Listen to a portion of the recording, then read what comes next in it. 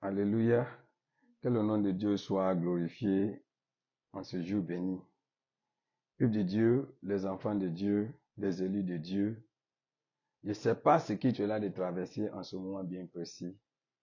Vous savez, aujourd'hui, le monde que nous vivons, nous sommes entourés de plusieurs adversités. Souvent, tu dors, tu te réveilles, tu vois des surprises de la vie. Ce que tu ne penses pas, c'est ça qui se présente dans ta vie. Même souvent, il y a certaines faiblesses que tu n'as jamais pensé à ça dans la vie, mais tu le vois enregistré dans ta vie. Et souvent, quand on en face des gens, des choses, on est traumatisé. On est complètement confondu. Souvent, on pose des questions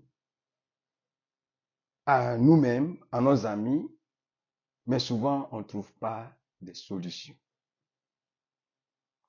Mais il y a une chose que chacun de nous doit comprendre, qui a été écrit dans la Bible, que je voulais que on lit ensemble dans Jacques chapitre 1, verset 2. Jacques chapitre 1, verset 2. La Bible dit, mes frères, regardez comme un sujet de joie complète les diverses épreuves auxquelles vous pouvez être exposés. Alléluia. Amen. La Bible dit quelles que soient des diverses épreuves qui seront présentées à nous, nous devons considérer ça comme un sujet de joie. Pourquoi c'est un sujet de joie? Parce que Dieu ne peut jamais te mettre en face d'une épreuve sans savoir te donner la capacité, le pouvoir, la puissance pour tenir pendant l'épreuve. Mais plupart de nos problèmes, la personne qui donne le pouvoir, la personne qui tient le contenu des épreuves, on n'arrive pas à le considérer dès le commencement des situations. Donc le premier pas à faire, lorsque tu es en face des épreuves, diverses épreuves, tu dois chercher à savoir où vient de ces genres d'épreuves. Quand j'avais dit, des épreuves peuvent venir de Dieu, parce qu'il t'a appelé. Parce que tout ce qui était appelé par Dieu, tout ce que Dieu a appelé, tout ce que Dieu utilise, il teste. Même dans notre vie quotidienne, quand tu veux aller acheter quelque chose, tu demandes pour que les gens te laissent pour que tu essayes. Donc si ça te va bien, là, tu payes. Donc avec Dieu aussi, quand Dieu te promet quelque chose, c'est lui qui t'a promis. Mais il y a un temps pour obtenir cette promesse. Mais si tu n'es pas encore mature pour recevoir cette promesse, tu vois que la promesse va venir et ça va passer. Souvent la promesse peut venir, mais la promesse va te amener vers des dérives. Donc voilà pourquoi quand souvent certaines choses nous arrivent, souvent tu es là, tes amis te quittent, tes connaissances te quittent, même tes bien-aimés, chacun se lève contre toi, tu ne dois pas lamenter. Demande à Dieu. Dieu, qu'est-ce que tu dis par rapport à l'épreuve que je suis là de traverser? Deuxième, tu dois aussi voir tes comportements.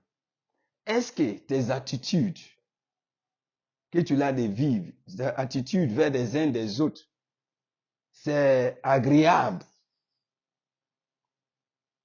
Si c'est pas agréable, tu dois revoir. Maintenant, pendant que tu revois tes attitudes, ça devient un plus pour ton avancement de la vie.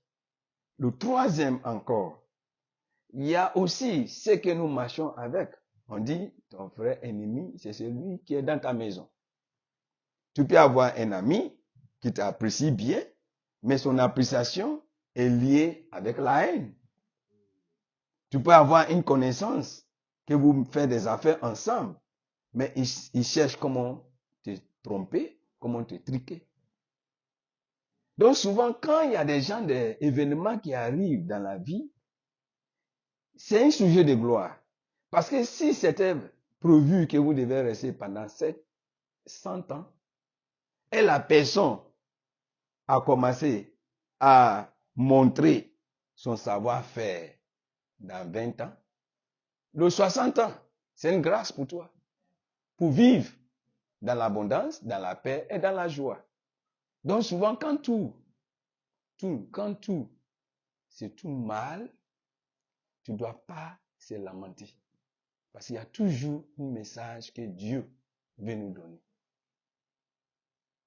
Il s'est dit, faut te réjouir. Parce que ce qui devait reproduire dans 100 ans, est-ce qu'en 100 ans, tu auras la force qu'il faut pour te lever et reprendre tes marches?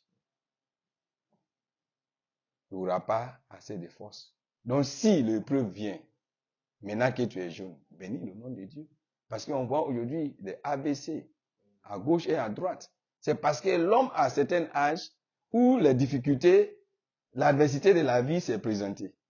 Donc quand il regarde son aspect physique, il n'arrive pas à tenir en face des épreuves. Donc il se met dans le souci. Et lorsqu'il se met dans le souci va déclencher plusieurs maladies. Vous voyez. Et il n'arrive pas à tenir, on dit il a piqué une crise. Parce qu'il s'est dit que le moment que l'adversité est arrivée, sa force n'arrive pas à tenir la pression de l'adversité. Donc souvent quand des choses nous arrivent, la première chose qu'on doit chercher à faire, c'est pour diriger vers notre regard vers éternel. Deuxième, chercher à voir notre attitude. Troisième, voir notre entourage. Maintenant, le dernier, on prend maintenant la Bible, la parole. Qu'est-ce que Dieu a dit par rapport à ce qui tu as de traverser? Maintenant, applique maintenant ce que la promesse de Dieu a déjà déclaré qui te concerne. Et tu restes sous ces lignes. Tu finiras à remporter la victoire et tu finiras à être plus que vainqueur. Je veux que tu sois plus que vainqueur. Si tu n'avais pas le sourire dans ton visage, maintenant, faut te dire que tu es plus que vainqueur. Quand des problèmes arrivent et tu commences à sourire, tu commences à rire, le pouvoir négatif qui est derrière des problèmes se retire. Mais quand tu commences à être attristé, le pouvoir qui est derrière la situation prend emploi. Et Dieu veut pas que tu sois un perdant. Dieu veut que tu sois un gagnant. Tu es plus que vainqueur. Sois béni, que Dieu te fortifie, que Dieu te restaure. Merci.